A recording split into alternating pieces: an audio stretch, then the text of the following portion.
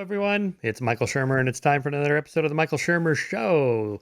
Brought to you by, of course, Skeptic Society is the overall sponsor of our podcast. If you like our magazine, here is a recent issue on nationalism and Christian nationalism, which is relevant to our topic today. All of these issues, by the way, are in back, kept up in print in back issues, so you can record or order those at skeptic.com/magazine. Just go there and click on magazine. And if you support our work on the podcast, in the magazine, in our media efforts, and so on, go to skeptic.com/donate. You can give us some love there. Okay. All right. My guest today is Eddie Tabash, who is a constitutional lawyer in Los Angeles. Eddie graduated magna cum laude from UCLA in 1973, and he graduated from Loyola Law School of Los Angeles in 1976. He is known for his expertise in demonstrating how the religion clauses of the First Amendment require the separation of church and state, which includes equality before the law for non-believers. He is an atheist who endeavors to secure a society in which no branch of government can treat people differently because of either accepting or rejecting any tenet of religious belief. So today our goal is to discuss how the current religious right-wing supermajority of the Supreme Court is drastically eroding the separation of church and state, and how modern secular government is being weakened. Could it be we are facing the beginning stages of an actual theocracy? All right, Eddie, let's get into it. What's before we get into actually the details of the First Amendment and all the classic cases historically that have led to where we are now, just give us a little bit of background. How did you personally get interested in First Amendment issues and separation of church and state and so forth? Well, Michael, I just wanted to let everybody know that this summer is the 28th anniversary of when you first invited me to speak on the same topic at a Skeptic Society meeting at Right, Caltech in right. Pasadena, and I warned in the summer of 1995 that the Supreme Court could fall to a religious right-wing majority and that it could result in the erosion of separation of church and state and a sufficiently severe favoritism for religion that would result in a theocracy, a growing theocracy. The way I got involved was my dad was an Orthodox rabbi. My mother was an Auschwitz survivor from Hungary. And I had always been a seeker, and I spent 25 years as a New Age seeker on my way to becoming an atheist, but I was always a skeptic, and I always felt that government must give a free hand to everyone, and that, in the words of Justice O'Connor, nobody should be treated differently by any branch of government based on the god or gods they worship or don't worship. And whether I was an atheist, a liberal Jew, a New Age seeker, I always felt that all points of view on matters of religion should be equal before the law. And usually, when I do discoveries on topics important to me, my heart isn't usually gladdened. To my surprise, Michael, when I began to research the history of the religion clauses of the First Amendment, I couldn't believe that, given the sparse record, to what extent the main framers of the religion clauses actually intended non-believers to be equal before the law, and the hostility they had toward religious oppression. So that was my personal journey, and I think the most significant part of it is, regardless of my personal viewpoint as to how the universe was put together, I always insisted that government treat all of us equally. Certainly. Could you just remind us of what life was like before this idea of separation of church and state and how governments historically have treated religions?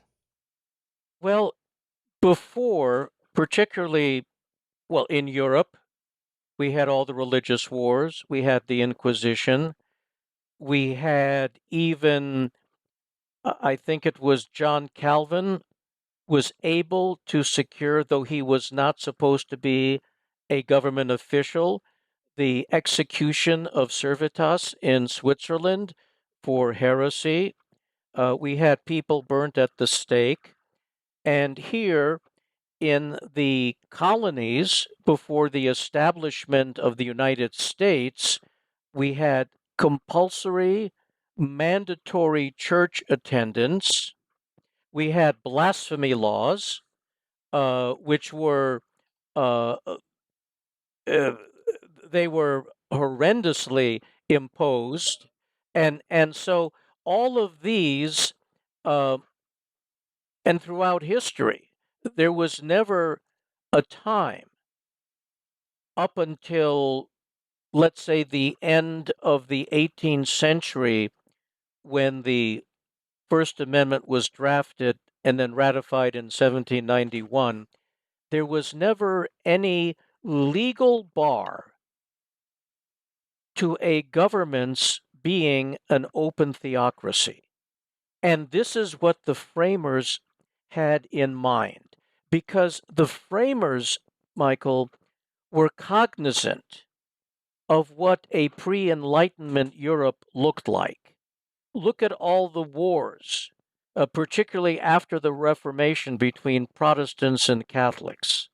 I mean, look at how many countless throats were cut over a disagreement of what was to become of those who had their throats cut after they died. And so this is why we have this this most remarkable history. Now, even before the Bill of Rights, when the 55 men, unfortunately women were not involved, when the 55 men drafted the first Constitution, 1787, there was only one mention of religion, a negative one. Article 6, Clause 3 prohibits any religious test for public office.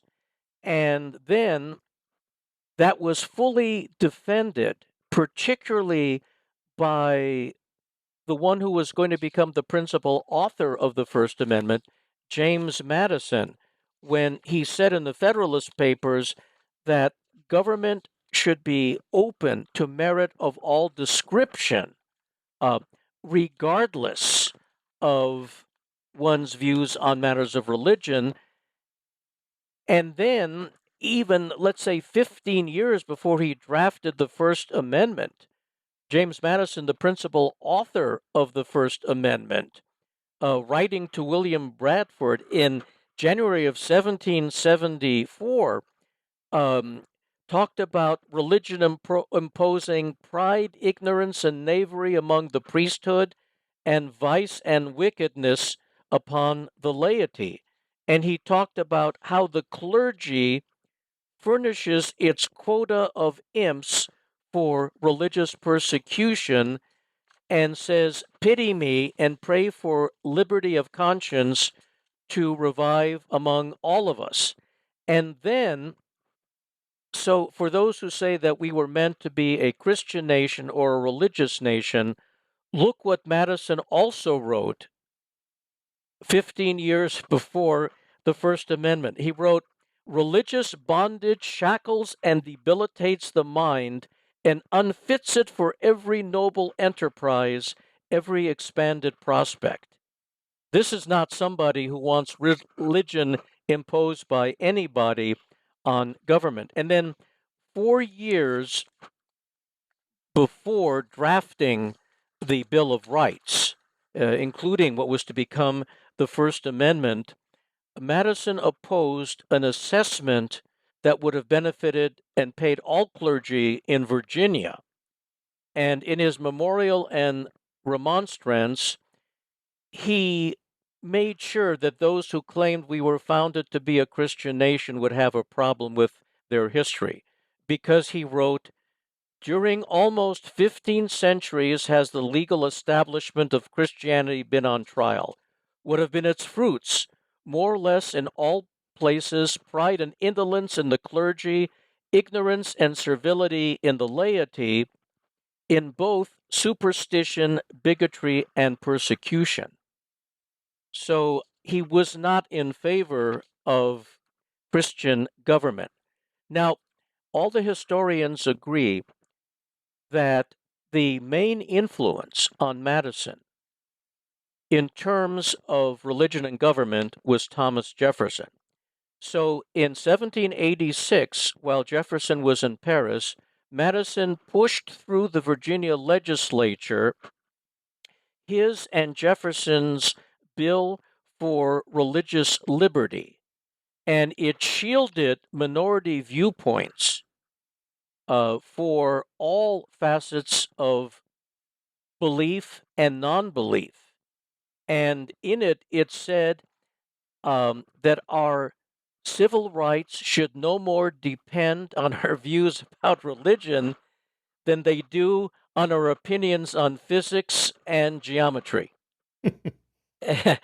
And then in 1821, so many years later, in his autobiography, Jefferson wrote that he was absolutely ecstatic that the bill, though they made an attempt to amend it to just protect Christians, but these are Jefferson's words, that he and Madison secured a bill through the Virginia legislature that protected the infidel of every denomination.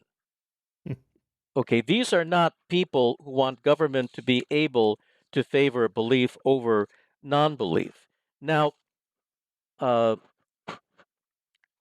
we can see in the minds of the founders, which is something, Michael, so many people have forgotten today, and this is also why, to me, you are such a hero, because in the past 10 years, particularly, you have stood up to attempted censorship by both the right and the left.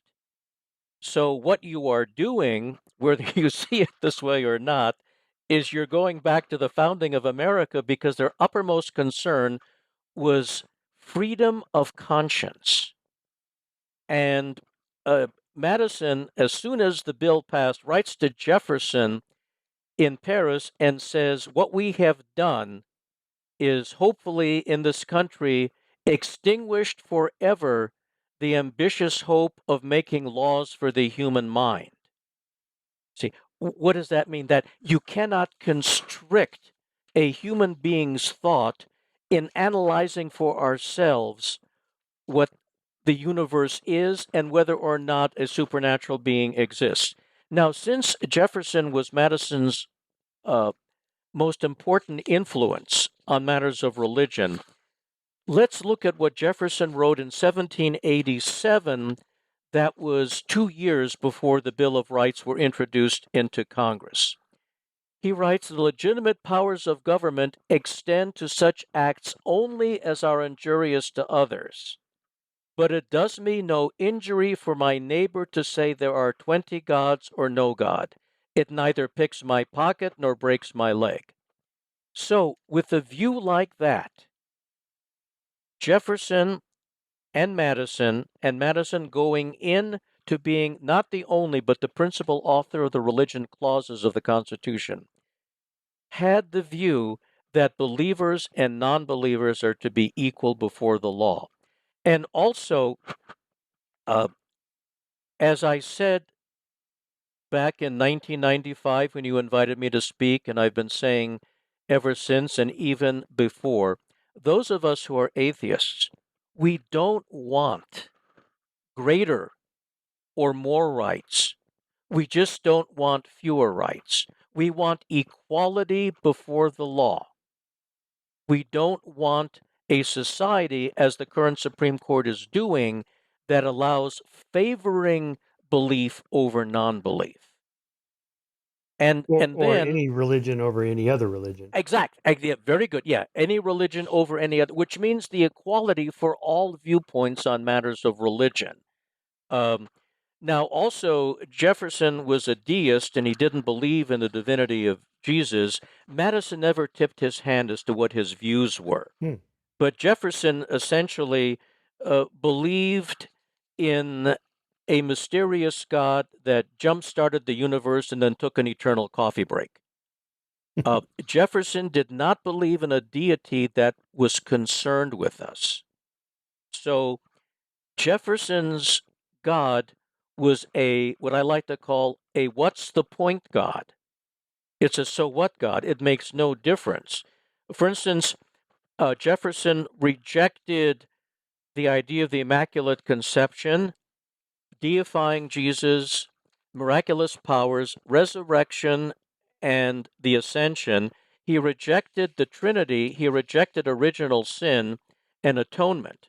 So in 1823, here's Thomas Jefferson, the retired third president of the United States, writing to John Adams, the retired second president of the United States, and he said about God, of the nature of this being, we know nothing. And then the third president of the United States tells the second president of the United States, and the day will come when the mystical generation of Jesus by the Supreme Being, as his father in the womb of a virgin, will be classed with the fable of the generation of Minerva in the brain of Jupiter. And that's So you 2 see, years before he died. yes, So he didn't believe in any of the supernatural stories in the Bible. In fact, he even rewrote the Bible, the Jefferson Bible, taking out all supernatural claims. And then in 1825, he wrote about the book of Revelation, that it's merely the ravings of a lunatic, no more worthy or capable of explanation than the incoherence of our own nightly dreams. Uh, nice. and Eddie, this also, this this idea of America as a Christian nation, is this relatively new, or did it arise in the early 19th century? Is it believers? arose since the founding, Michael. It's a very good question. There were efforts to amend the Constitution that failed. But now what the religious right is saying, though many claim it's a Christian nation, is they're trying to assert we can favor all religions collectively against non-belief, and we can make non-believers second-class citizens. However, Scalia, in a dissent in 05, 11 years before he died, wrote, and this is chilling, that it's false to say government cannot favor religion over irreligion, and the government can permit the disregard of people who believe in multiple deities, unconcerned deities, just as it can allow the disregard of the devout atheist. What does it mean that the First Amendment uh, can disavow us and ignore us? Does that mean we have fewer rights? Does that mean that the government of the United States and any branch, state, county, or local, can actually favor an individual who believes in a supernatural being over one who doesn't? I mean, that is contrary to the founding principles, particularly when both Jefferson and Madison were completely opposed to the involvement and influence of clergy in government. For instance, in 1800, the year that Jefferson was first elected president, when the campaign against him was that he was an evil atheist, he wrote, "The clergy, by getting themselves established by law and engrafted into the machine of government, have been a formidable engine against civil and religious rights." Okay, so he never wanted the clergy tinkering. And then in 1787, he wrote to his nephew, Peter Carr, and said, "Question with boldness even the existence of a God, because if there be one, he must more approve the homage of reason than that of blindfolded fear." And he says, even if your inquiry ends in a belief that there is no God, you will find incitements to virtue in the comfort and pleasantness you feel in life.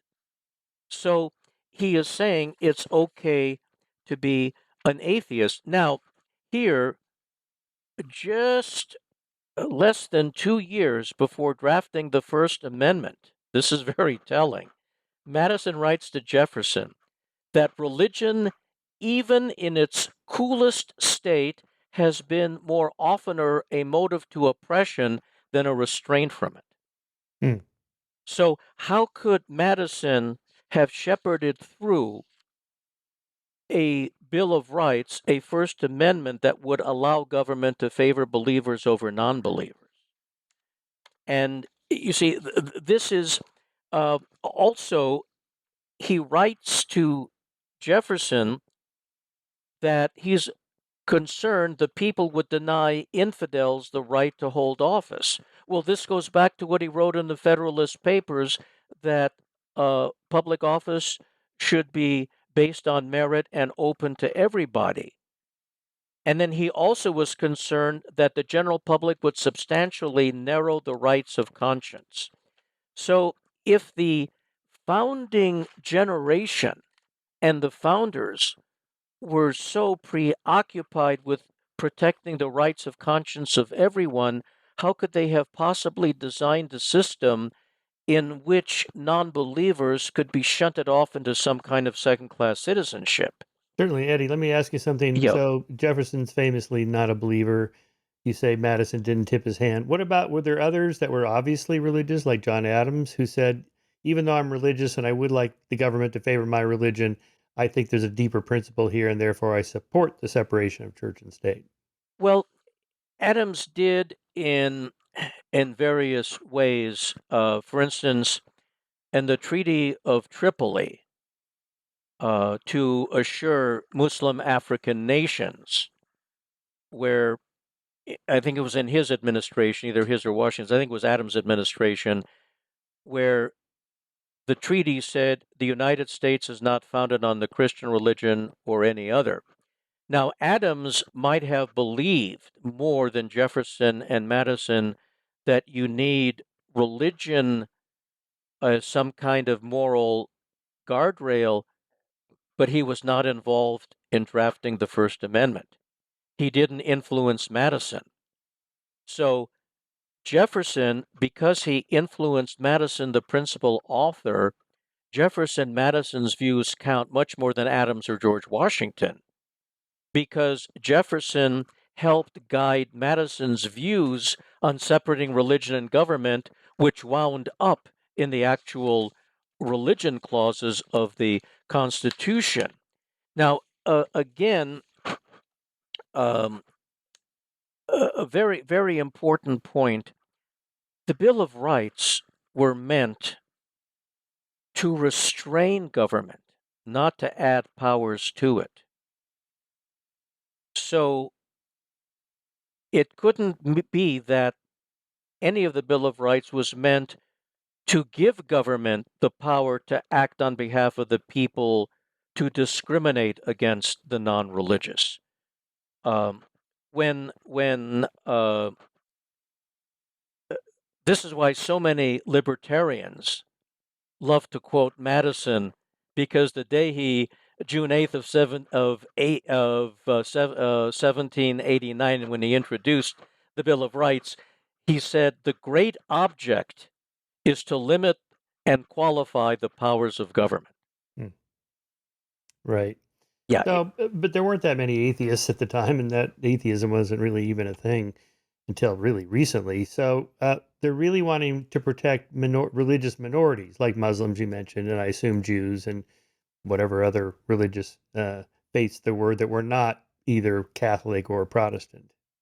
Yeah, but to see, the thing is, the fact that Jefferson wrote, not just, he didn't say, it does me no injury for my neighbor to say there are 20 gods or one God. It does me no injury for my neighbor to say there are 20 gods or no God. And Madison, not just, I'm afraid popular majorities would restrict the right of unpopular views on religion, but infidels. And Jefferson, I'm so happy we protected the infidel of every denomination. So that's even more important, because though there weren't that many atheists, they were contemplated within the umbrella of protection. It was very far-sighted. And also, if you think about even, let's say, leaving constitutional law and history aside, even from a psychological standpoint, if you want to protect the individual right of conscience of a human being, unless you say you want to restrict it because of religion, you have to be specific, because if it's open-ended, it's open-ended. This is why, for instance, in August of 1789, before the Bill of Rights went to the Senate, Representative Daniel Carroll said, "The rights of conscience in their nature are such peculiar delicacy, they will little bear the gentlest touch of government hand." So he's saying, if government betrays itself, um, if government betrays the slightest indication of where it stands, it will frighten people not to follow their own conscience. Carroll didn't end at, oh, but this is only if you're within the realm of believers. This is, now, for those who say that if we're not a Christian nation, it was definitely meant that government could favor believers over non-believers collectively, and just can't favor one religion over others, but can favor all religions versus non-belief. First of all, that would be a horrible thing to do to protect the rights of conscience of everybody. But remarkably, there were 4 proposed wordings which came up in the Senate, which were 3 of which were rejected by the Senate, and 1 of which were rejected by the Joint Committee of the House and Senate, all within the same month that could have done just that. So any one of these wordings would have been adopted by Congress because they were considered and rejected.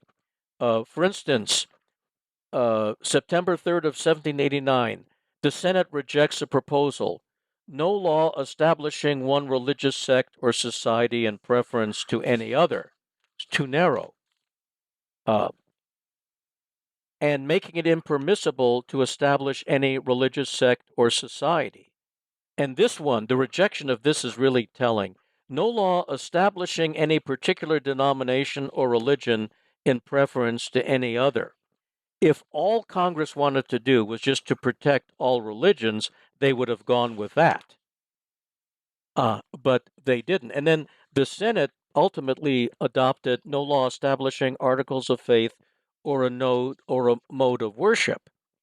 And then September, this was beginning of September, the end of September of 1789, Congress passes none of these, but it passes no law respecting an establishment of religion, not just no law that establishes, no law even respecting an establishment of religion.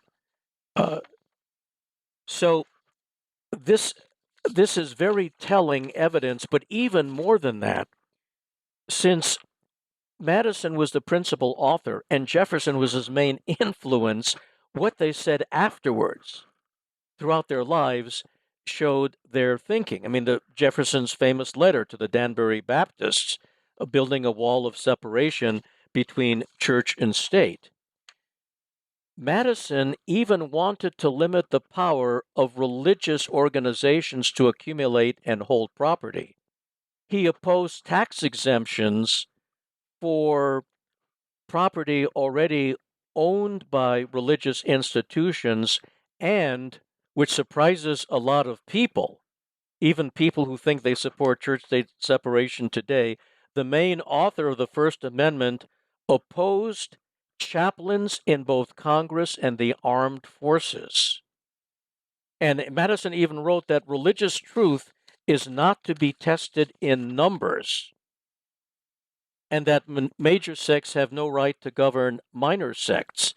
So he meant the First Amendment to restrain popular majorities. Now, actually, Michael, this one is funny. In 1790, Madison even opposed including clergy in a list of occupations to be covered by the first census. He didn't even Why? want government to find out how many clergy there were because he didn't want government and religion involved. Now, Interesting. yeah, in terms of very important vetoes during his time as president, he vetoed a bill passed by Congress that Who's this? incorporated Jefferson?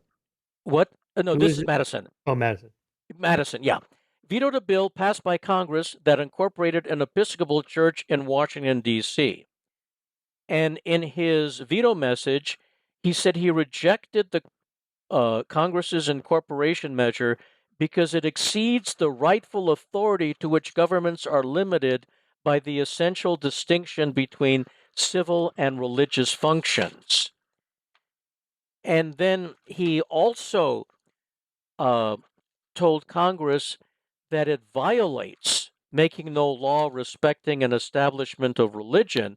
But this is what really is important. The bill wanted the church to be involved with helping to care for the poor, and it did not appropriate public funds to do this.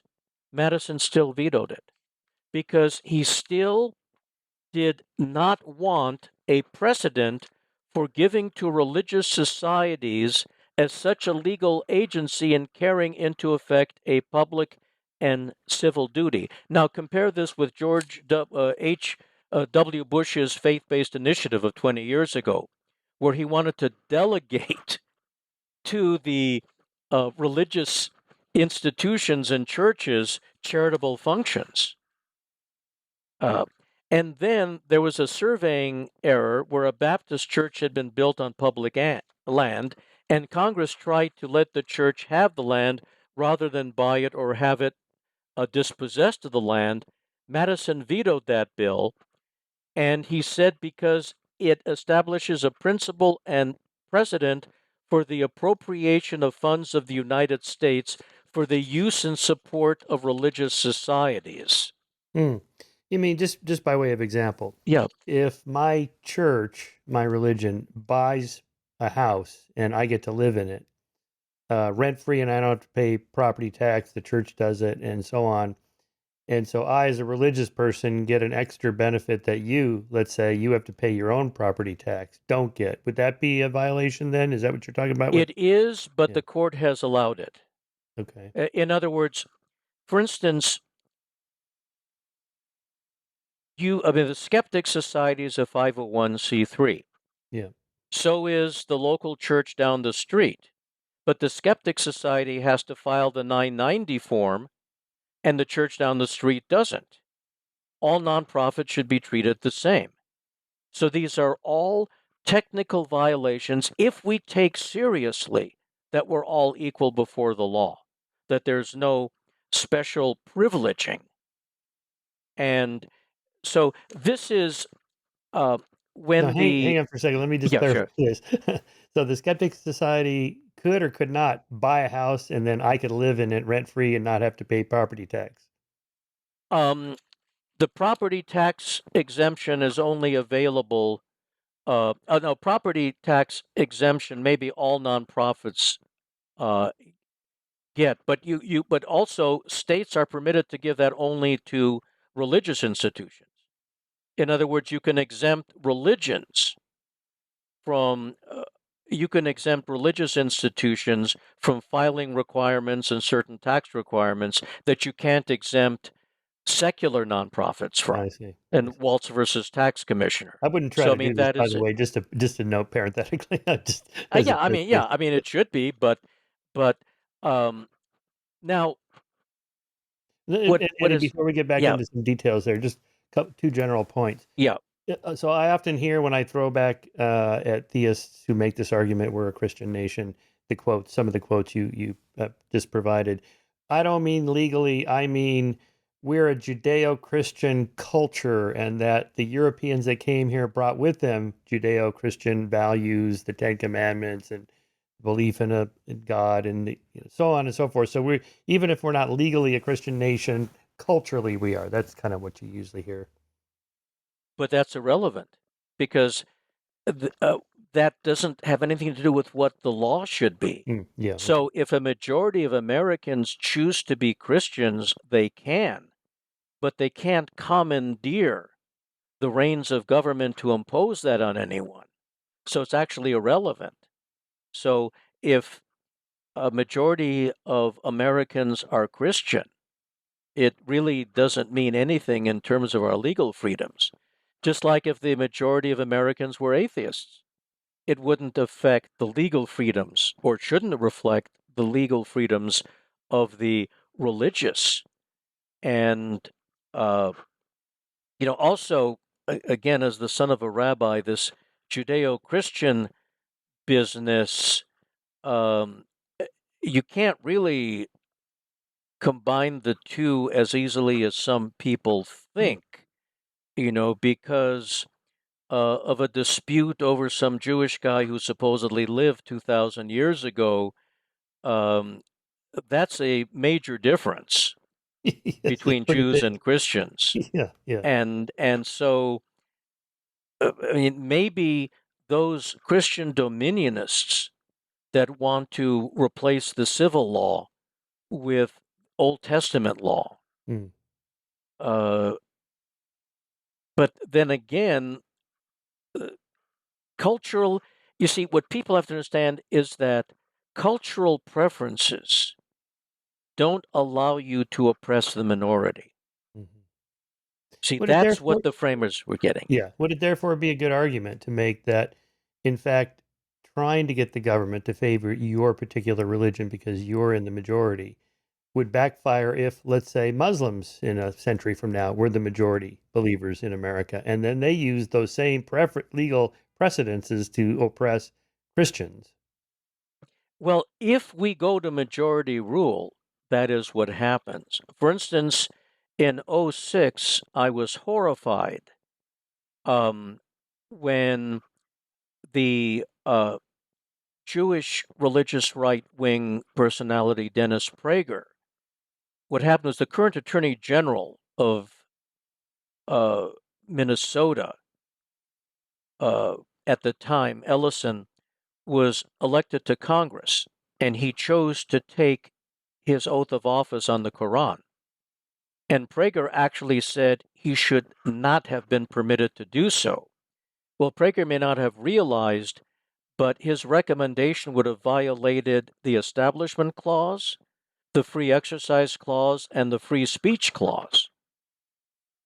If government cannot favor belief over non-belief and can't favor one religion over others, who is to protect, who is to stop someone from taking an oath on anything?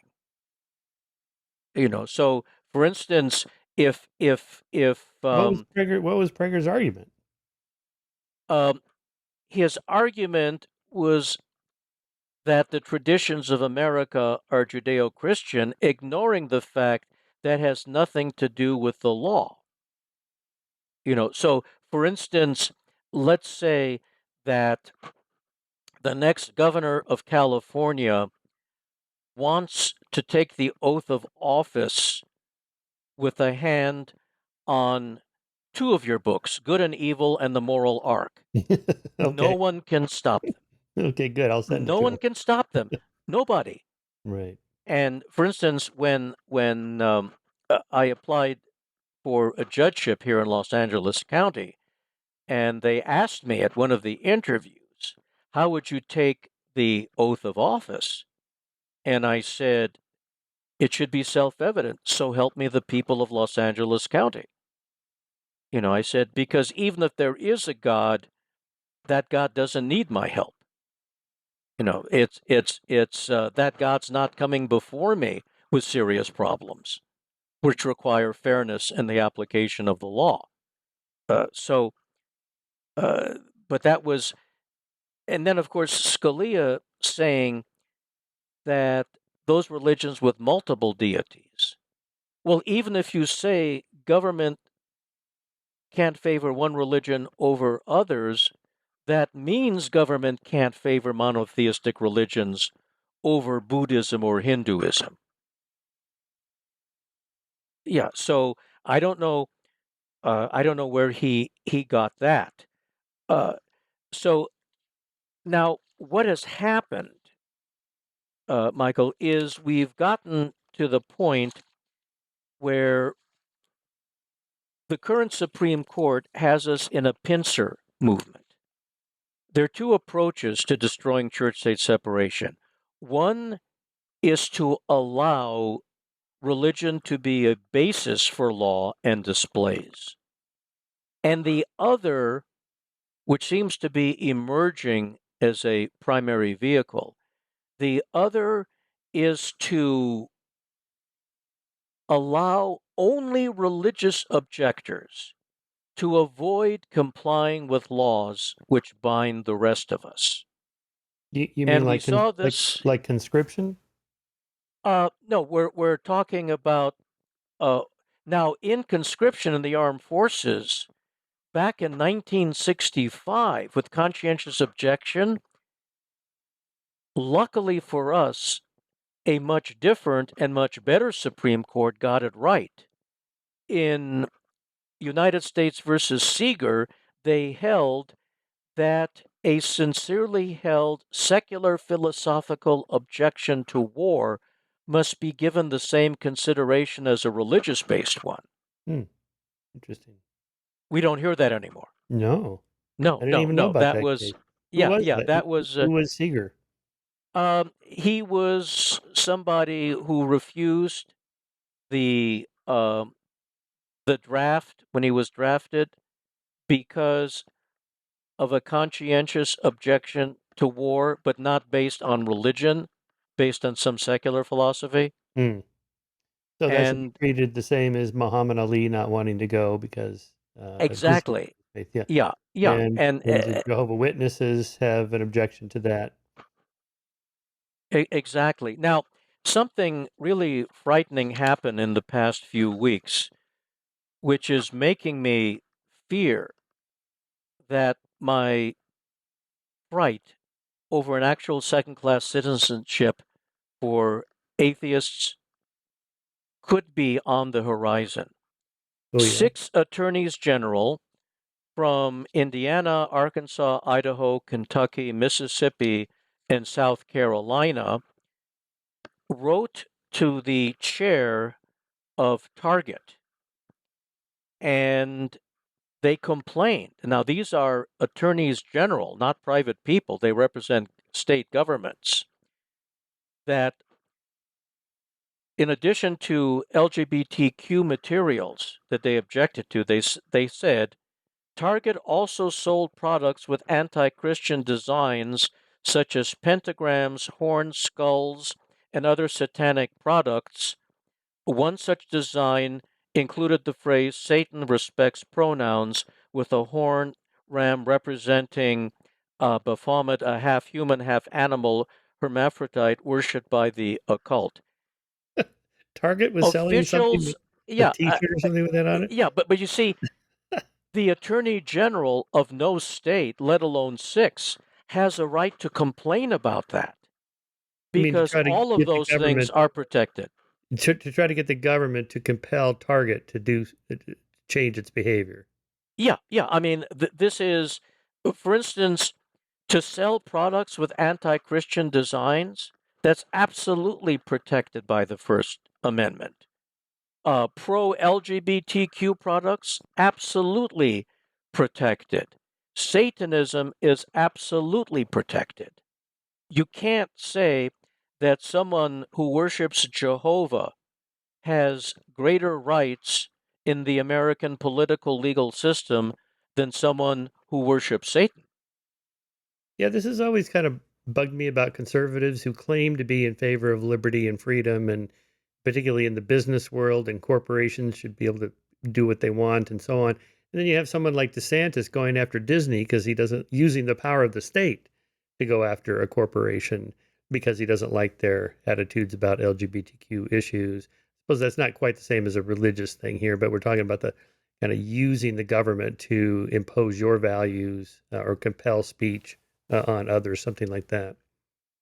Well, it's when I spoke at Caltech for you in the summer of '95, you and everybody were very happy with the quote that I provided from Governor Mario Cuomo of New York when he said it's rank hypocrisy of the religious right to clamor for limited government and then to turn around and tell us, the American people, what God to believe in and how to apply the judgment of that God to our bodies and to our bedrooms. That's always been the contradiction. In fact, when I first began my struggles against the religious right in early 1981, and I was working at the time through Norman Lear's newly founded group, People for the American Way, I told Norman, we're making a big mistake if we confine this just to liberals and the left, because there are libertarians and true limited government conservatives who should oppose the religious right. Last year, I did a debate against a religious right-wing lawyer before the Federalist Society in San Diego. And in my closing remarks, I said, think not that I have come to bring peace to this society. I've come to set member against member. Those of you who call yourselves libertarian need to start a civil war against the religious right-wingers in this organization, because if you're a libertarian, you cannot support the religious right-wing agenda. And, Yeah.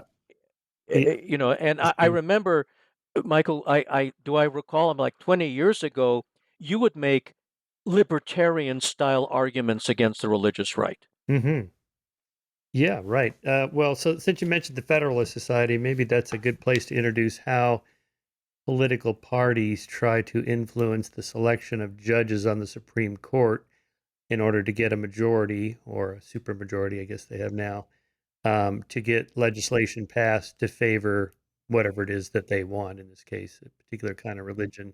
I didn't know that much about the Federalist Society, so Catherine Stewart did the cover story for us on religious nationalism for this issue of Skeptic, and she writes about this. Federalist Society has been steered by Leonard Leo, a powerful figure who has mobilized hundreds of millions of dollars through a range of affiliated organizations in pursuit of his agenda. Early in his career, Leonard Leo realized that the Christian right had little hope of winning the culture war at the ballot box. A Catholic ultra-conservative, Leo was sure the public would never voluntarily submit to the moral medicine needed to save the nation. The last best chance to rescue civilization, he concluded, was to take over the courts. If activists could funnel just enough true believers onto the bench, especially onto the Supreme Court, they might just be able to reverse the moral tide. Quote, he figured out 20 years ago that conservatives had lost the culture war, said Leo's former media relations director, Tom Carter. Abortion, gay rights, contraception, conservatives didn't have a chance if public opinion prevailed. So they needed to stack the courts. And then she goes on to talk about him raising $1.6 billion in donations to what? Influence? How does the Federalist Society influence the selection of judges? How does it work? Boots on the ground kind of mechanical process. Well, first of all, they have lobbyists, and they can afford to support, or if not, in many ways, the senators and president who will vote for, and they can convince politicians that they can marshal large enough majorities or pluralities to make a difference. See, here's the thing. The religious right is the evangelicals, Michael, have never been the majority of voters. But ever since Reagan's election in 1980, they have been the plurality. And that's been enough to make What, the what, difference. what do you mean the plurality versus? In other words, though they're not more than 50%, they are a greater percentage than any other Oh, identifiable I see. group Yeah. in a Okay. given Yeah. election. Right. Right. Yeah, yeah. So certainly Trump would not have won without the evangelicals, the Christian right in 2016. They were smart. They knew that it didn't matter what Trump's personal views are or how he lived his life. He would deliver the Supreme Court.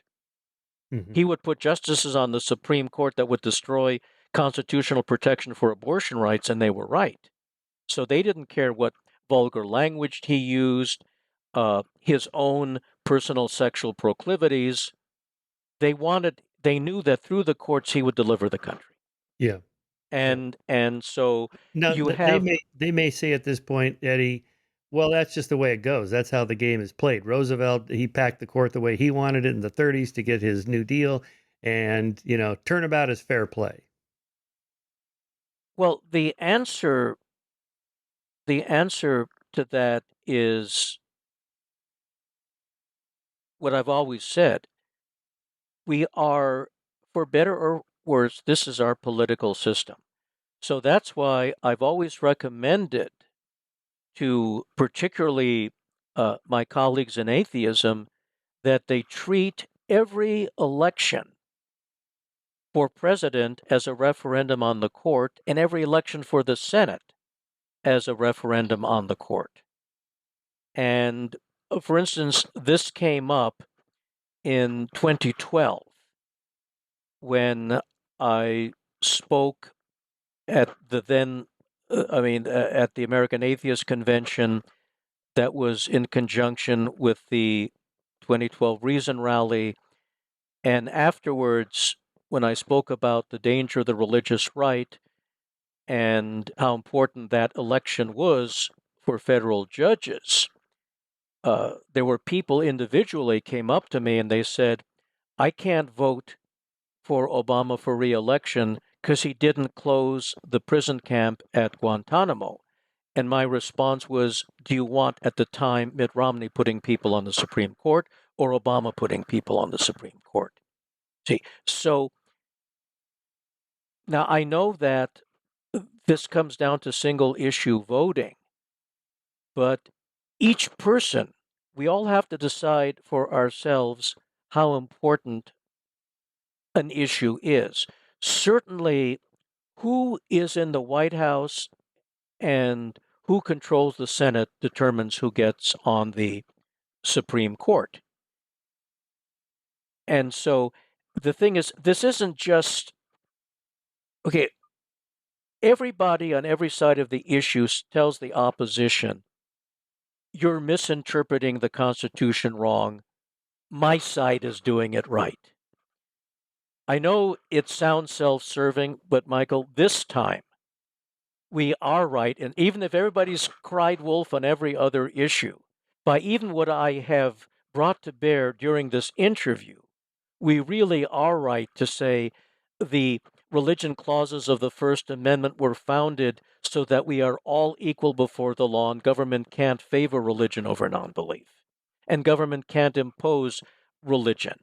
A way I explain it to people is if there's a law that says you can't drive 100 miles per hour on, well, now you're in Santa Barbara, the 101 freeway.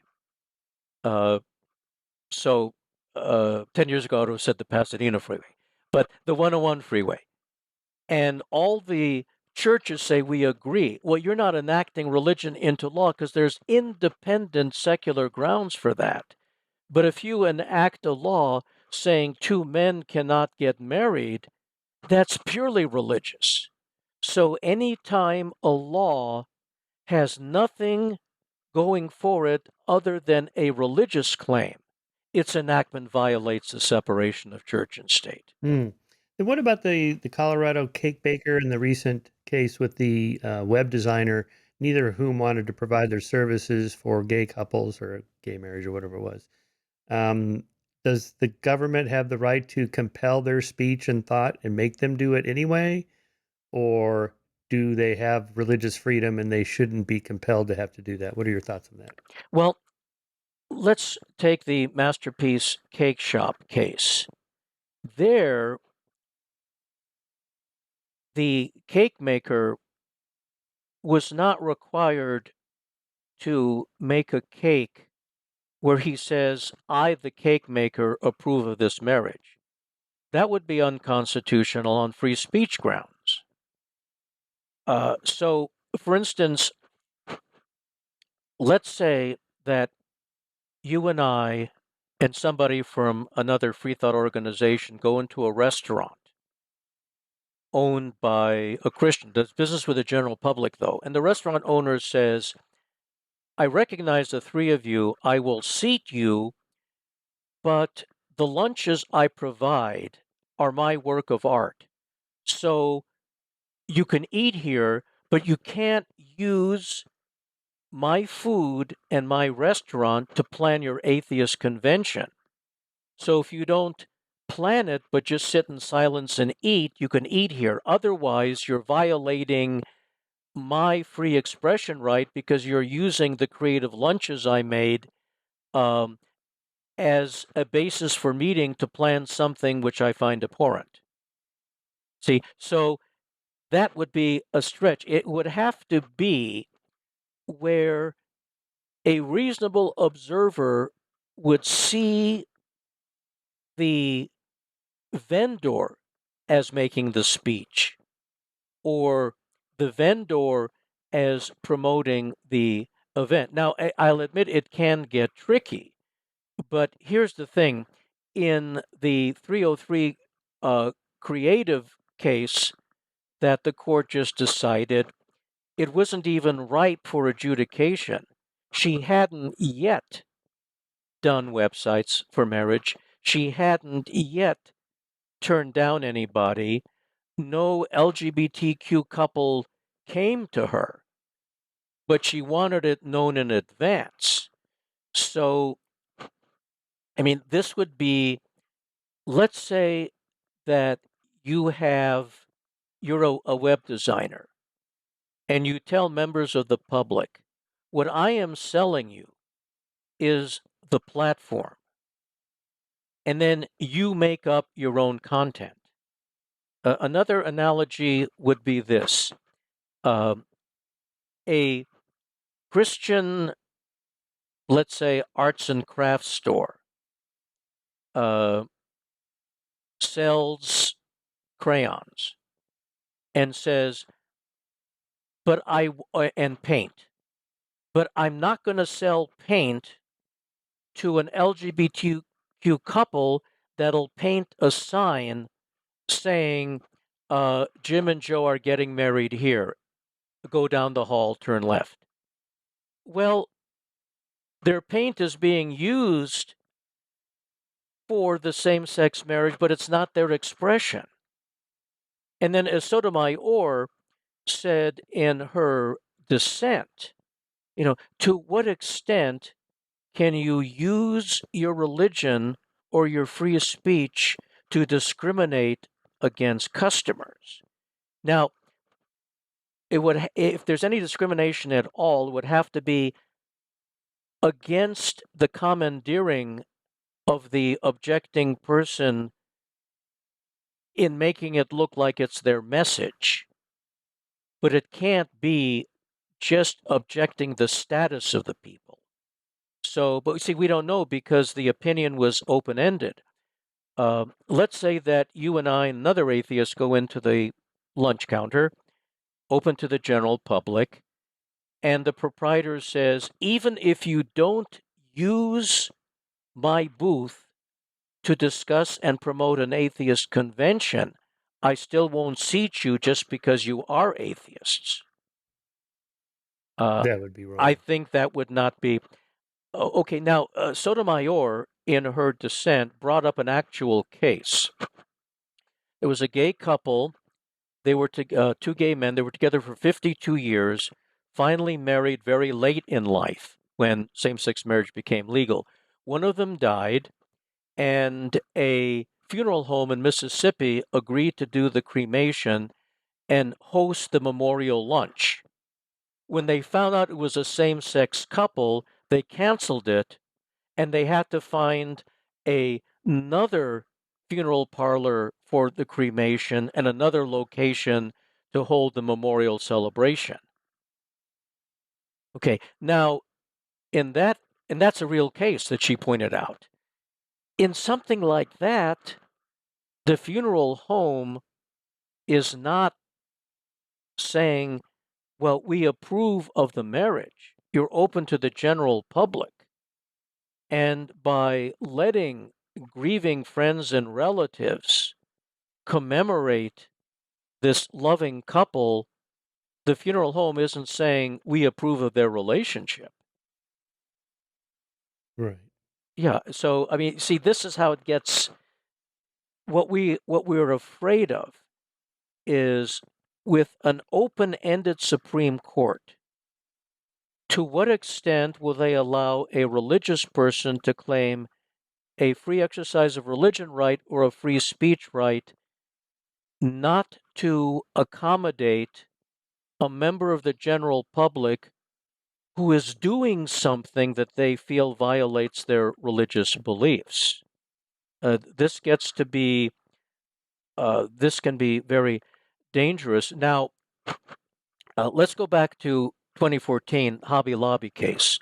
5-4, the Supreme Court ruled that if you're a religious employee, even if your business is secular, you have a right not to provide insurance coverage to your employees for contraception. But Justice Kennedy's majority opinion said all you have to do is notify the government, and then the government will provide the coverage for contraception.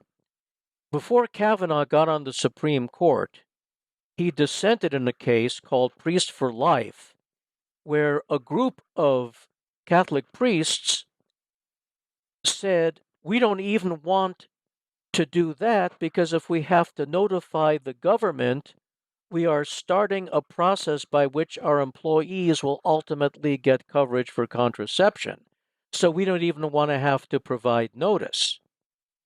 Well, it was an en banc hearing of all the judges on the Federal District of Columbia Court of Appeals, and most of them said, no, you can't do that. But Kavanaugh would have allowed them not to even give that notice.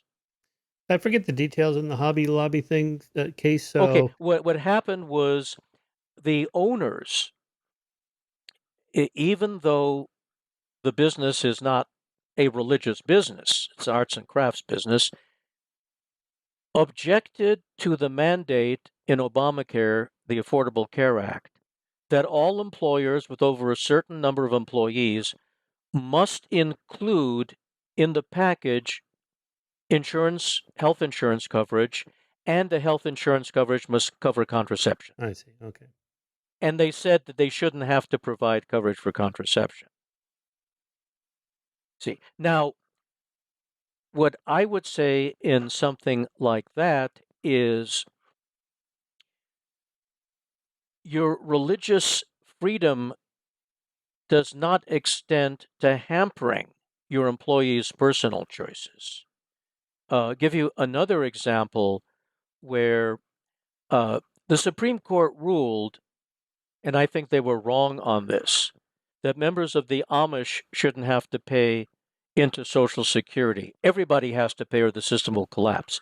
However, in a subsequent case, they ruled that an Amish employer had to pay into Social Security for their employees that want it, because otherwise they're imposing their religion on their employees.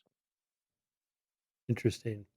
But I wouldn't have even, I wouldn't allow anybody to opt out of the Social Security system because I think there's a compelling government interest that requires universal participation. And to say, well, because of my religion, What was the Amish yeah, objection to Social Security? they, whatever it is, they don't want to, they didn't want to be part of that system. Huh. Okay, so we're not going to, I mean, That's a weird one.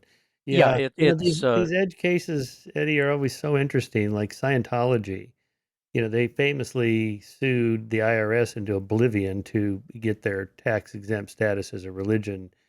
But that gets the edge case. What is a religion exactly? I mean, Scientology is really more like a self help group than a religion, but they claim they have their theological doctrines, the Zeno, the Galactic Warrior, and all that goofy stuff.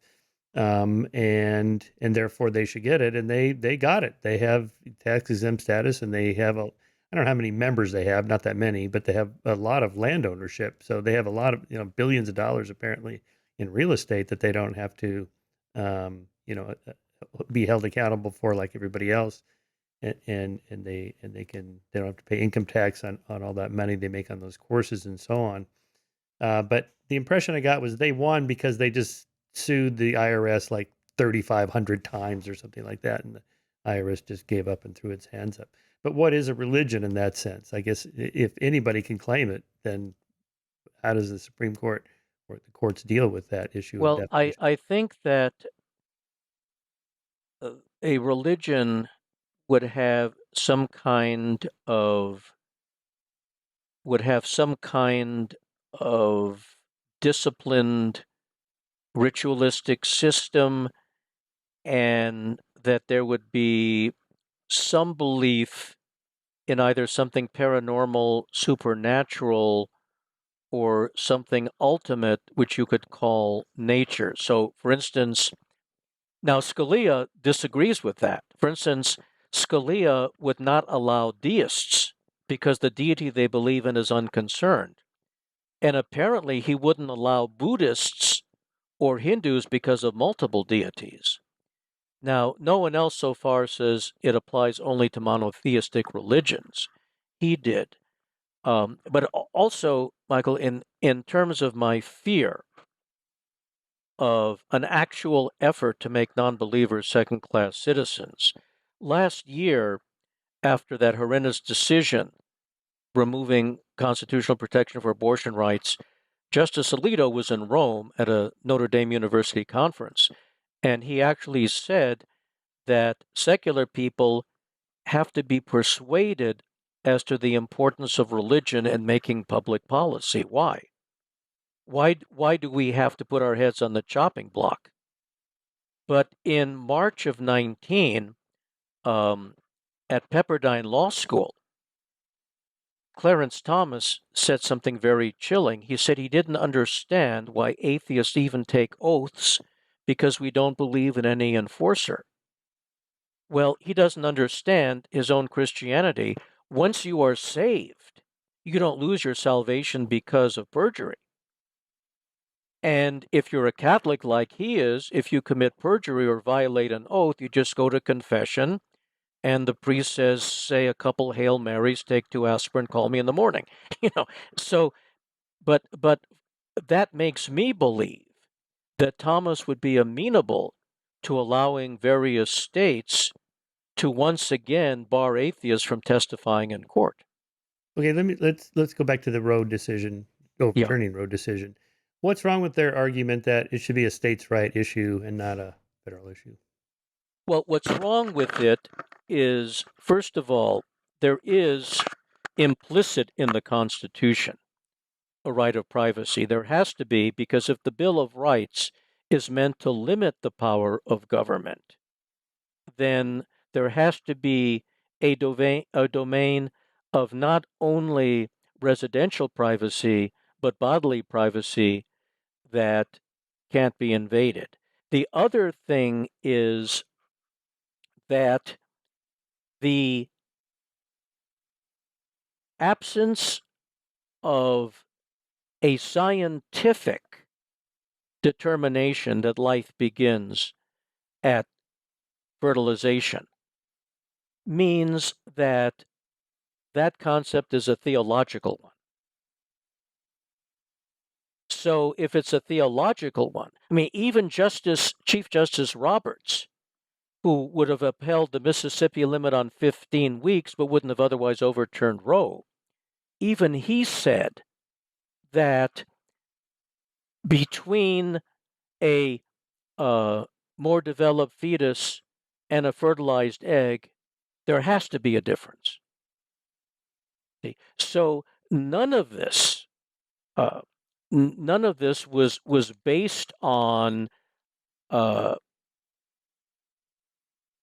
a scientific consensus, or none of this was based on some effort to find an empirical basis for saying personhood has attached. That's why the Roe decision was so well crafted, because it took into account evolving fetal existence with the trimester concept. Now, when they say that viability is no longer a standard because of medical advances, if we're speaking about a intrinsic development of the fetus, the fact that you can relocate it to essentially an artificial womb earlier and earlier doesn't accelerate its intrinsic development. So if we could put a fertilized egg in something other than a human womb and nurture it, that doesn't mean that we have accelerated its actual headlong rush toward personhood. Yeah. So this is by saying that it's all up to the states. I mean, even Roberts pointed out that means a state can say it begins at the moment of fertilization. And also, the claim that there's heartbeat at 6 weeks is not scientific. It's not a heart that's beating, it's an electromagnetic impulse from a stem that'll become the heart. It's not a beating human heart. And then, by the end of the third trimester, you don't have a functional brain. Now, for those who want to say heartbeat Wait, defines life and I death, think we you have a misspoke. problem. You mean the end of the first trimester? Yeah. Yeah. We have a problem. And that's that when they do a heart transplant, they take a beating heart out of a brain dead body. So if heartbeat is the advent of life, then how can you, at the other end of life, say, "Oh no, but he's brain dead"? I see. Right. You see, so we are dealing here with, as Justice Blackmun said in Roe, in the absence of consensus or even a basis for such a consensus, leave this to the individual woman. And now, not too many people know this, but just a few months ago, 24 Republican members of the South Carolina legislature introduced a measure that would have imposed the death penalty on women for having an abortion. Mm-hmm. 9 of them later withdrew. Mm-hmm. However, if you read the Dobbs decision, there may not any longer be a federal basis for appealing a conviction under such a law if it passed, because if everything dealing with abortion is up to the states, and also now Kavanaugh did say in his concurring opinion that he personally would not allow a state to prevent a woman within that state from going to another state for an abortion. I don't know if the others would go along with that. But right now, there is a huge dispute in the courts. We don't know how this is going to turn out because states that have prohibited abortion are demanding the medical records from those states to which their residents go to receive the procedure. So this is and then the cutoff. I mean, 15 weeks is pre-viable.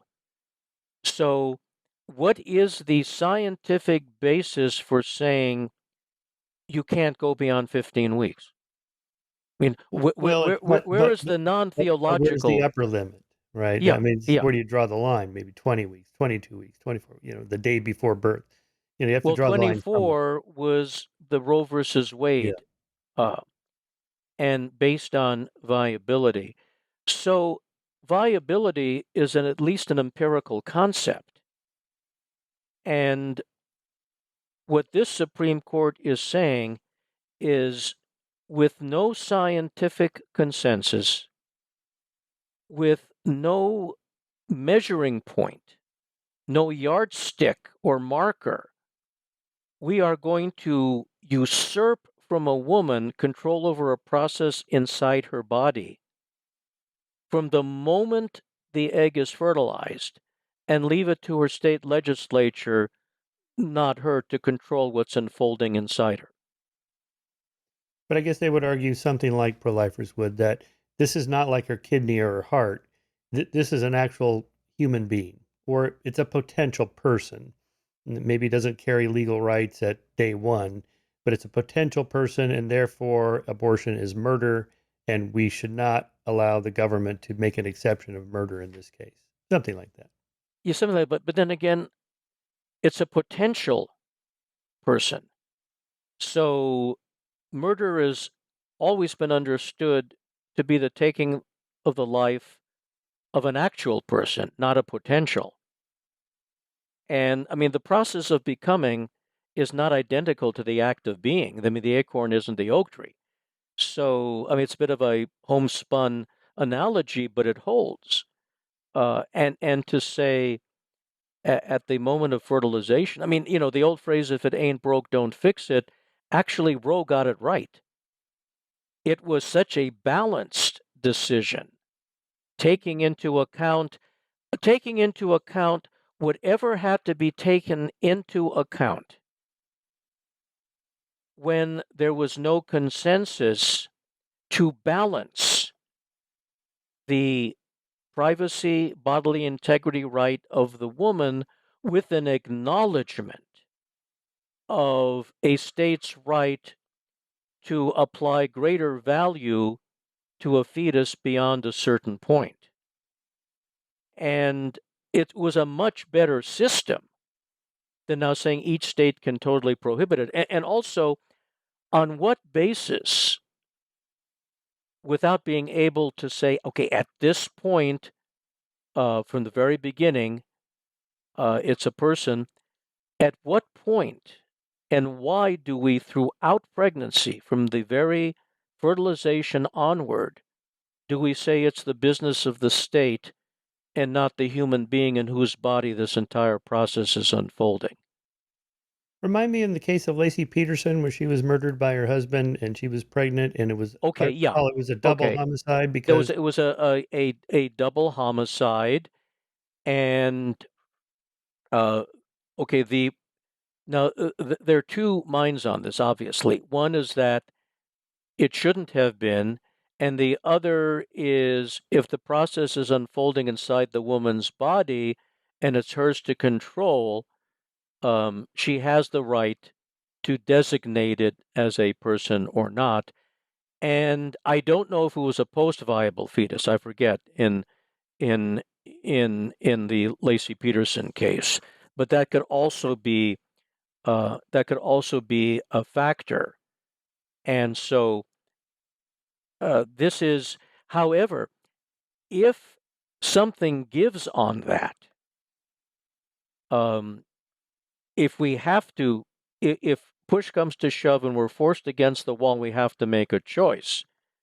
I would personally sooner see the fetal homicide laws be abolished than abortion rights. You know, I think they can coexist, but if they can't, then certainly the fetal homicide laws are more expendable than abortion rights. let's talk But for a still, moment this was about a post-viable fetus, and yeah, it's slightly tangential to this conversation, but abortion did not used to be a big conservative Republican issue.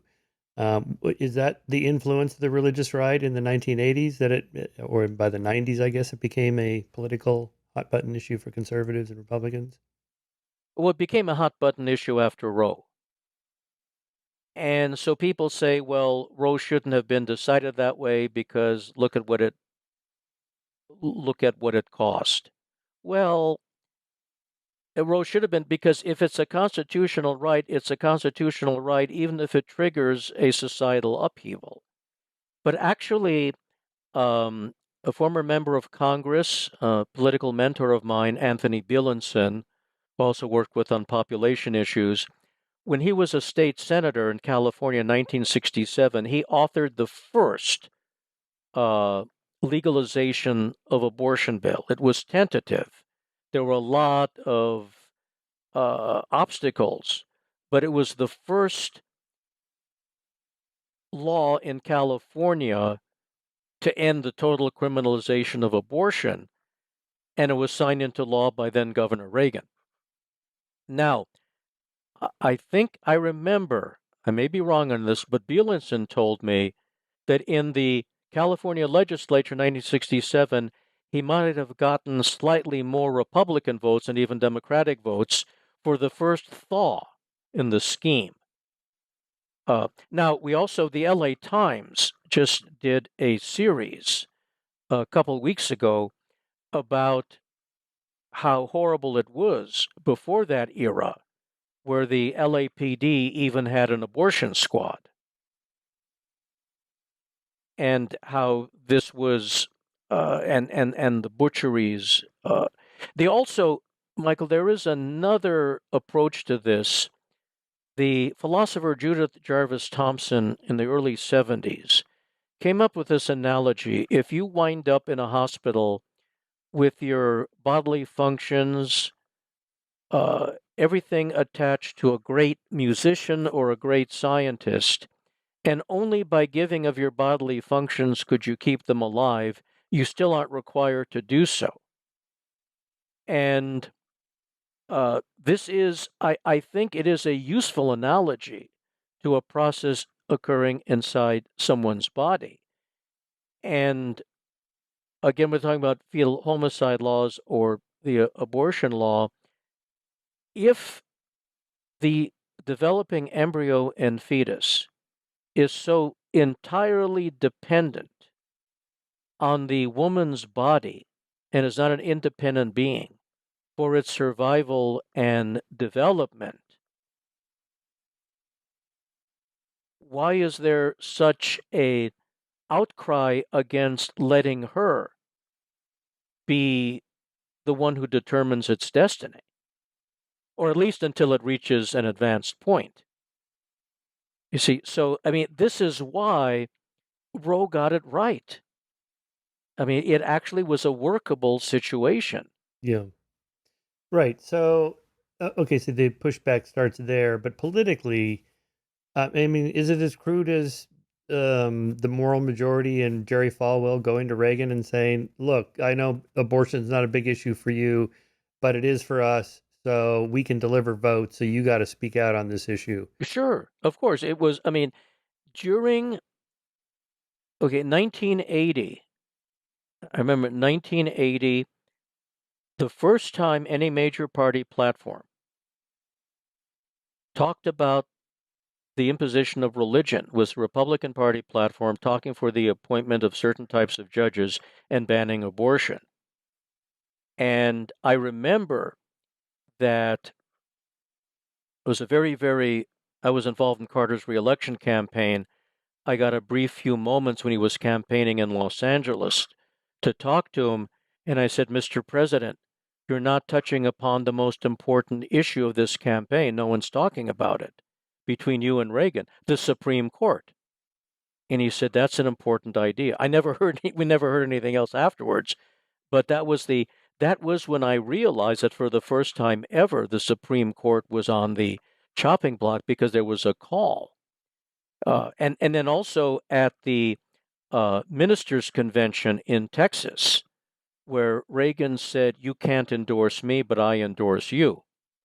That's also the very same event where the then president of the Southern Baptist Convention, Bailey Smith, said, God does not hear the prayer of a Jew, because how can God hear the prayer of someone who says Jesus is not the true Messiah? Okay, somebody should have asked Reagan whether he endorsed that too. Right. So you're absolutely right. It was the new religious right wing that Reagan brought with him to Washington that made a whole lot of difference in that 1980 presidential election. And from Reagan through Bush and Bush, Pat Robertson was the major influencer Hmm. on the appointment of judges. Hmm. and of course Jerry Falwell and his son too, until his son Yeah. finally got involved in Unraveled. a scandal of Yeah. sorts, which may not have been in keeping with the ideology he espoused. But you can set your watches by these guys having their hypocritical moments. Yeah, All right, yeah. Eddie, let's So, go through the current Supreme Court and just walk us through some of the biggest cases that you anticipate. okay. Well, it So started. hang on, let me just remind y- our listeners. So Chief Justice John Roberts and the Associate Justices Sonia Sotomayor, Clarence Thomas, Samuel Alito, Elena Kagan, Amy Coney Barrett, Neil Gorsuch, Brett Kavanaugh, and Ketanji Brown Jackson. All Yeah. right, what are the religious positions? I mean, Okay. so Well, the first of all, Catholics and and so starting forth. in the fifth vote for the religious right majority was Kavanaugh replacing Kennedy in October of 18. Then we already saw in 2019 American Legion versus American Humanist Association, where the court allowed a giant Latin cross to remain as a World War I memorial on public property, saying that it lost its religious significance and was just a secular symbol, which, of course, Ginsburg took to task. And then we have Espinoza versus Montana Department of Revenue, where the court held that if you fund private schools, you must fund religious institutions. Well, if you're not funding any institution that talks about religion, I mean, if they said we're going to fund an atheist school, then yes. But as Breyer pointed out in his dissent, taxpayer money should not be used for the inculcation of religious beliefs. So if there's a fire in the church or the Catholic school, yes, the fire department shows up, but that's a general service. You're not funding the specific proselytizing of the religion. And then um, in the summer of 20, in Our Lady of Guadalupe School versus Morrissey Beru, um, we lost this. This was really bad, where a private Catholic school fired a teacher because she came down with breast cancer. And the Catholic school claimed the ministerial exception. The ministerial exception says that religions can hire and fire clergy and those who actually proselytize the religion without having to abide by any of our country's employment or discrimination laws. The Catholic school claimed that applies to all employees. Well, we strenuously opposed that, but the court decided that it did.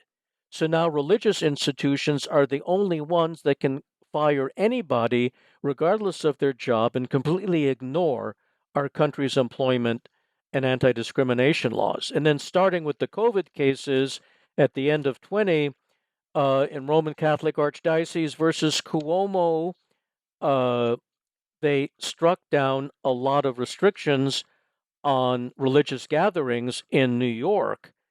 And Justice Breyer pointed out in his dissent that those same gatherings applied to every other type of similar gathering where the spores could be equally thrown about. So this was applying to everybody. And he was saying that what the majority did was to give the religious special rights to meet in dangerous circumstances that others similarly situated couldn't. Now, we got Roberts on this, but because Barrett had just replaced Ginsburg, uh, we lost 5-4.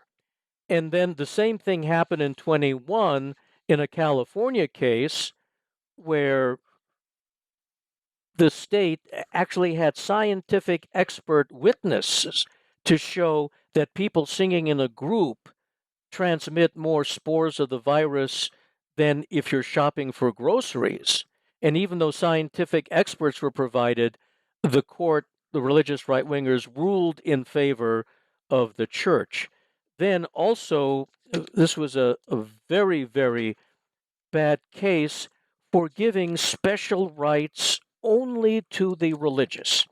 In Fulton versus City of Philadelphia, Philadelphia would farm out to various people, including churches' adoption services. But they had an anti-discrimination policy. Catholic Charities didn't want to allow same-sex couples to adopt.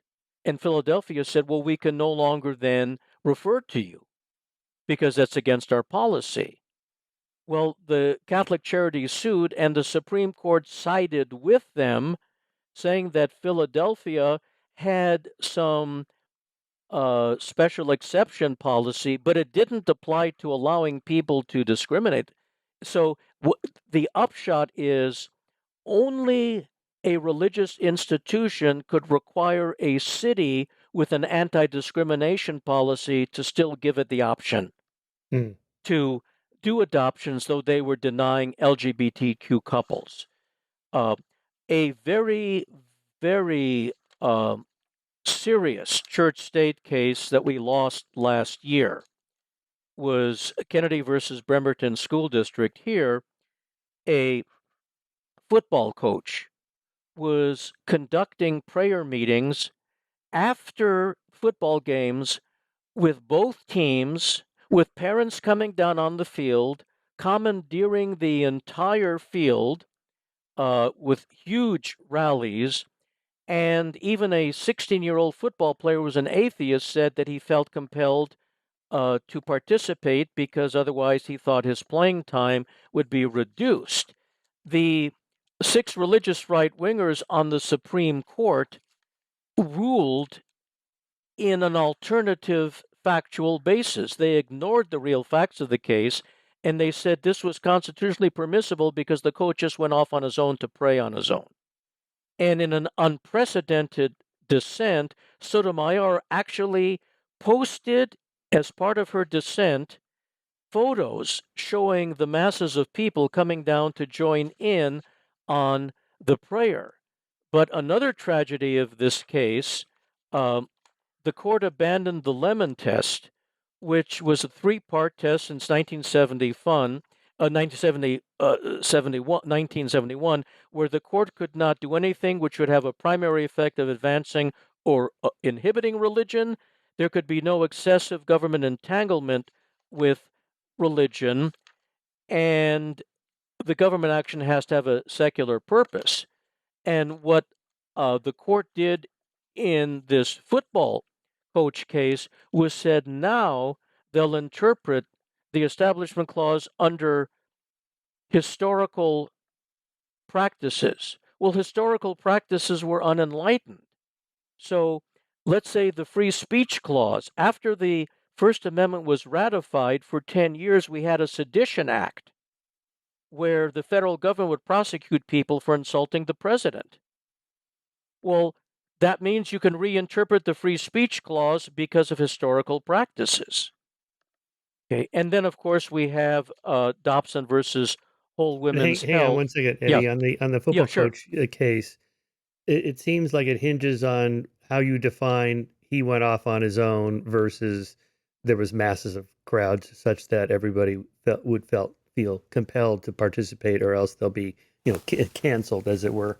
No. It was more than that, Michael. It wasn't just it wasn't just felt compelled to participate. It was using his official position to hold a prayer rally, whether people felt compelled to or not. It was also commandeering the football field while he was still acting as a coach, as a school employee, to conduct a religious service. But that seems obviously that was wrong. It What was was wrong. what was Yeah, the majority's argument then? that's exactly it. The majority invented facts that weren't there, that he was going off by himself into a Right. corner and praying. Right. Yeah, now also it seems that the court also, the same religious right-wing court, is ignoring science generally. This was an incredibly horrible decision. Last year, in West Virginia EPA, the 6 religious right-wingers voted to strike down regulations that Congress had clearly empowered the EPA to promulgate under the Clean Air Act. And these were to regulate power plants that emitted greenhouse gases that would contribute to climate change. And so what the court said was that Congress had to be clear that it was also empowering the EPA to eliminate these specific pollutants. But that's ridiculous because it was a generic empowerment of the EPA, and the court, this court that always says you can't invent things in the Constitution, invented a new theory called the major questions doctrine, saying this was a major question, so Congress had the obligation of being more precise and being clearer. It was perfectly ridiculous. Now, in dissent, Kagan wrote, today the court strips the EPA of the power Congress gave it to respond to the most pressing environmental challenge of our time. The stakes are high, yet the court today prevents congressionally authorized agency action to curb power plants' carbon dioxide emissions. The court appoints itself, instead of Congress or the expert agency, the decision maker on climate policy. And then she ends by writing, I can't think of many things more frightening. Right. I mean, Just in terms of how the Supreme Court comes to these decisions, behind closed doors, they're talking amongst themselves, presumably having spirited debates, even while remaining friends. So when Kagan says he didn't go off by himself to pray, look, here's a photograph. He's on the football field that's funded by taxpayers and so on and so forth. Why doesn't the other judge go, oh, yeah, you're right. That's a good argument? Simply because they're ideologically driven.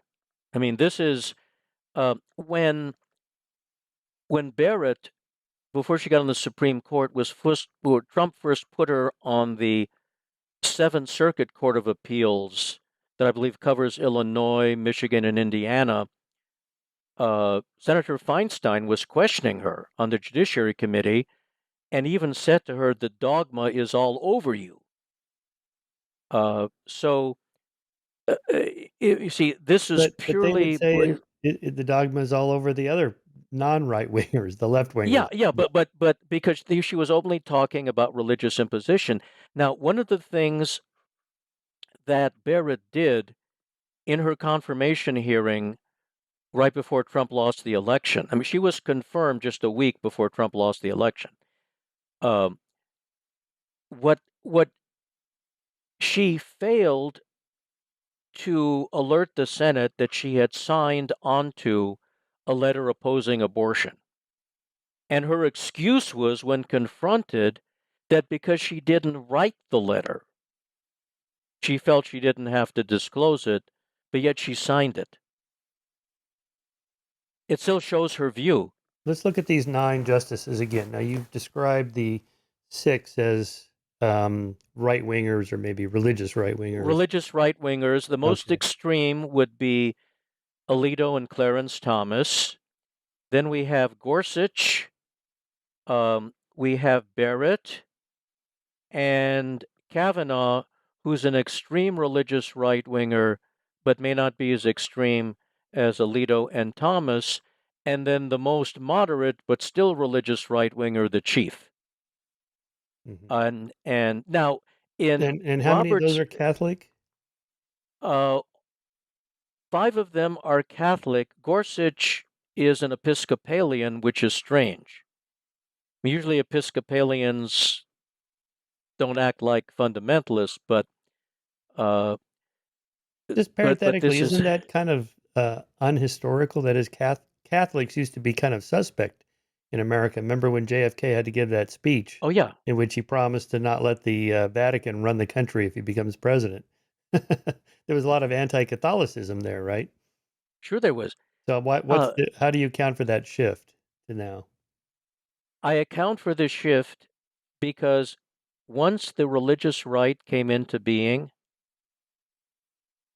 they were happy to invite the Catholics in because the Catholics were the most experienced Christian denomination in attempting to ban abortion. I see. So when it comes to reproductive freedoms, LGBTQ rights, the Protestant fundamentalists and conservative Catholics are a new powerful coalition. I see. So today, fundamentalist Protestants wouldn't have to worry about a JFK.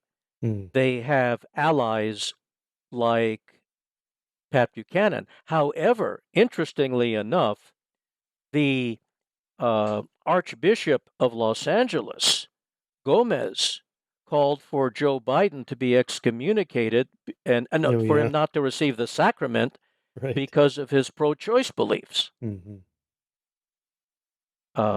And then I just want to point out that one of the things the court also did last month was a very, very bad decision in a labor case. The court had always held that to accommodate an employee's religious beliefs, it just had to impose a bit more than a de minimis burden. But now the court said it has to impose an undue burden. And this is very scary because it's open-ended. A Christian... Eddie, you're getting ahead of me here. What's a de minimis? Sure. De minimis means just a little, minor. In other words, you just have to, if it's a minor annoyance, but it's anything more than a minor annoyance, you don't have to accommodate the religious person. Okay. A guy working for the post office, small post office in Pennsylvania, wanted to take Sundays off because he was a Christian. Even if he wasn't going to church, it was his Sabbath. He insisted that the postmaster make non-religious co-workers sub for him, even though it meant they have to give up their weekends with friends and family.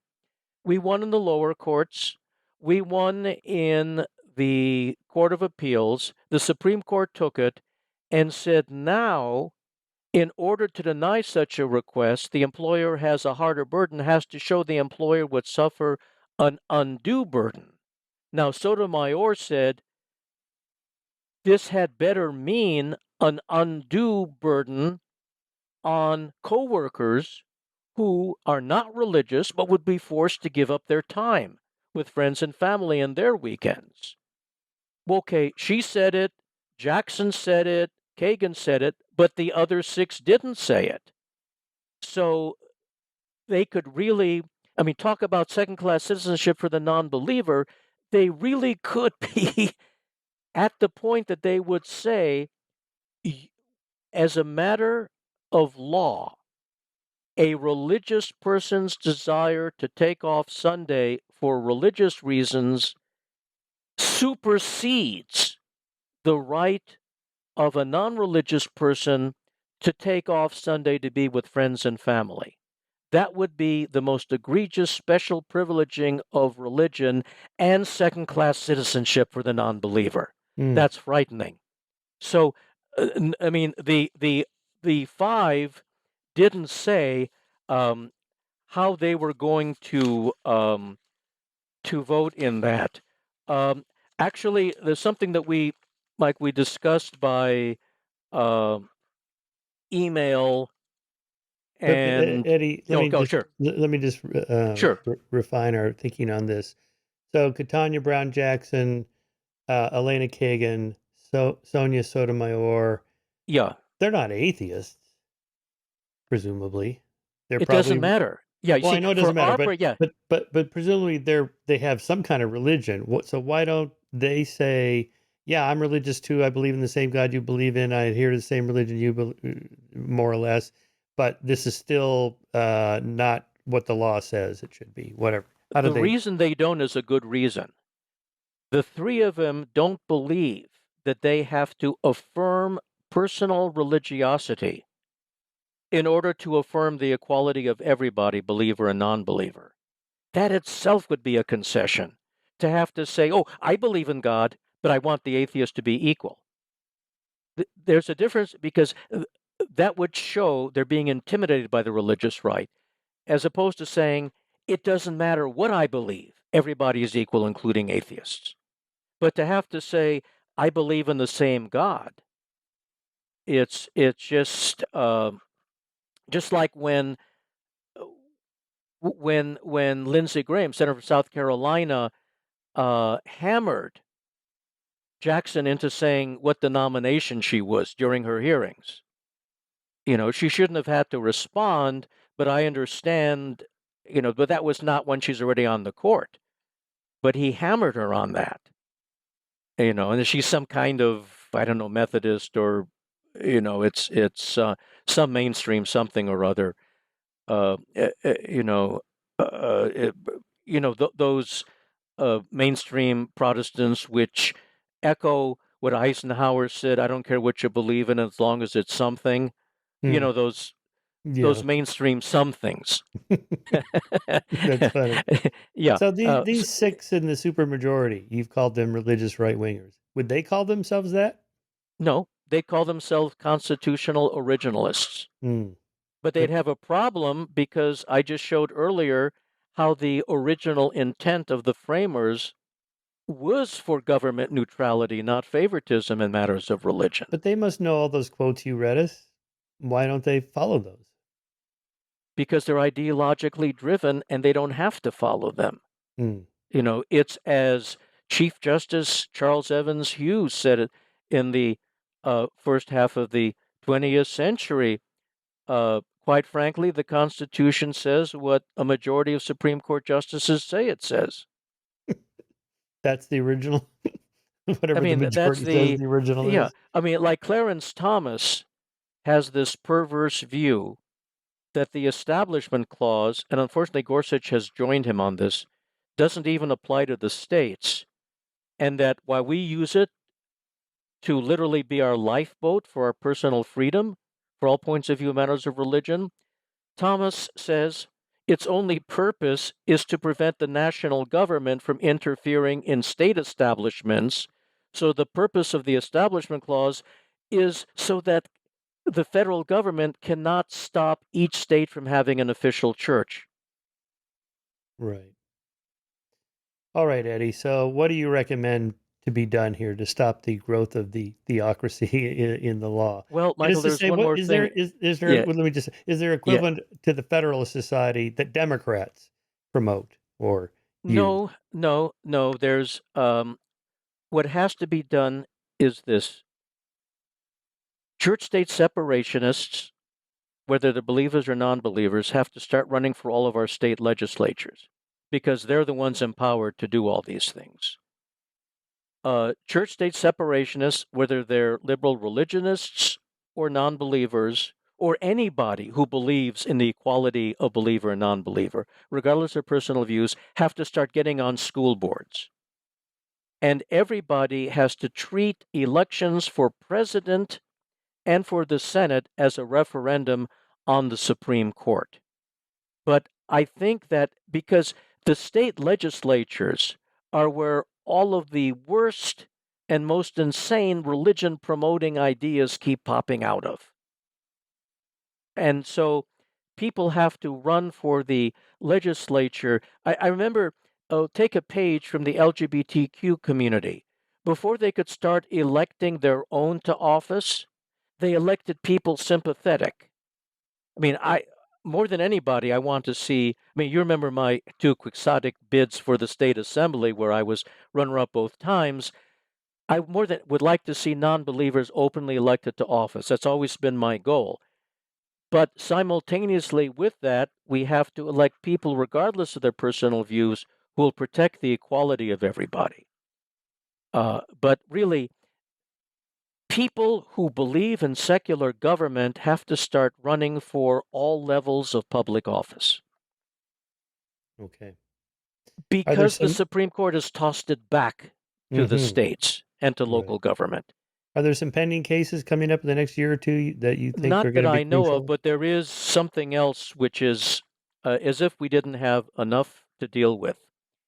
There is moving from this through the states. This was prompted by Steve Bannon, one of the most extreme religious right-wingers. We actually call him the Prince of Darkness. It's a proposal to call for the first time since 1787 a constitutional convention which should be free to do anything, including throw out the current Constitution and enact an entirely new Constitution with no free speech, making America a Christian nation. They need 34 states to ratify the convention call before it happens. They already have 19, but that has to be the total legislatures. This They just have sounds so implausible. When you say they have 19, what do you mean they have 19? 19 state legislatures, all houses have voted for this convention to Actually convene. voted for it. Wow. Yes. Seven other states, at least one house has voted.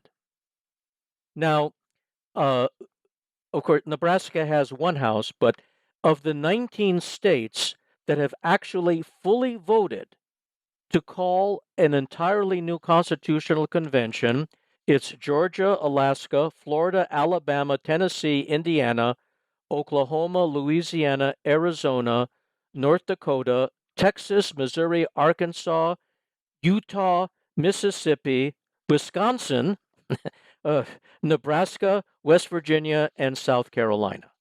These are the states that have signed on to These are having a the new states that where constitutional all convention. houses of the legislature have voted to call the first ever constitutional convention since 1787, where everything would be on the chopping block. Unbelievable. Now, That the just seems so states in implausible. which one house has voted, but the other has not yet acted, are New Mexico, Iowa, South Dakota, Virginia, North Carolina, New Hampshire, and Wyoming. That means in at least 26 in 26 states, uh, at least one house of the legislature has voted for this. And like the 1787 convention that threw out the Articles of Confederation, came up with something entirely new, there's no restraint on what they can do. And so 34 states have to vote for it. Whatever they decide just needs to be ratified by 38 states, which is only 4 more than are needed to bring the convention into existence in the first place. How come I haven't heard much about this? I vaguely remember Bannon rambling on about this, and I just thought that's just so It's flying absurd. under the radar. Uh-huh. Common Cause is doing a good job of sounding the alarm, but it's flying under the radar. See, the problem, Michael, is what do you do when you have enemies of freedom that do things so horrendous that even many of our people go, nah, not that. Yeah. You see, how do you, this is with your wisdom that you have and all your knowledge about the human mind, you could be helpful in explaining what do we need to do to galvanize our people that it's this bad, and no, we don't have to shrink from the fight, we must engage it. What does it take to motivate people to have the courage to fight the most horrible forms of oppression? I mean, what do you say with your knowledge No, of? well, just putting it out there. I mean, just we're having this conversation. You should do an article for Skeptic on this idea of a Oh, new sure, of constitutional convention. I mean, the more people hear about it, I'm pretty sure most of course. them would have the reaction I had, like, that's absurd.